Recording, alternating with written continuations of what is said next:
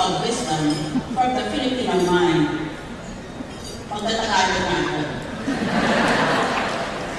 Kapag sinabi sa iyo, na naniligaw sa iyo, na ikaw daw ang nag-isang babae sa buhay niya, huwag kang maniwala. Bakit? Wala ba siyang nanay? Ang mga babae parang prutas yan. May iba't ibang flavor, itsura, kulay. Ang problema sa lalaki, mahilig sa fruit salad.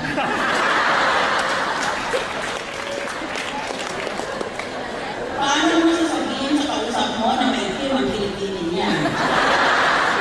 Tanggal siya magalit.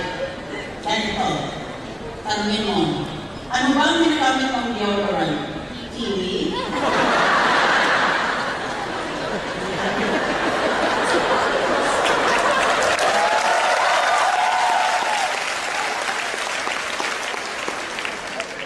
Ang love, parang sports yan.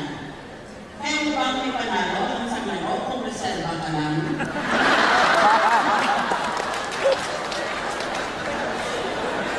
At minsan, mga perioperative nurses, because the patients are either frightened or anxious or grouchy or irritable or angry, are faced with patients who keep on articulating that they don't want to live anymore, they want to die.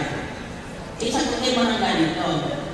Kung hindi ka masaya sa buhay mo, bakit hindi mo subukan ang kabilang buhay?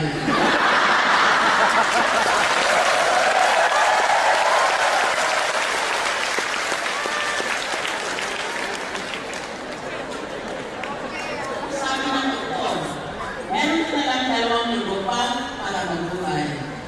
Sabi ng pasyente, naku, konting panahon na lang pala. Pero paano ba yan? Yan daw. Kulang ko ang 2 linggo para mabayaran mo tayo.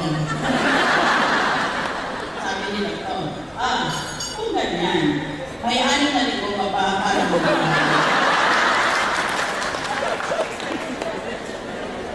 Remember that I'm in politics, so I try very hard to make sure that the politicians will turn into an oligarchy, an aristocracy dedicated to stealing money from the taxpayers.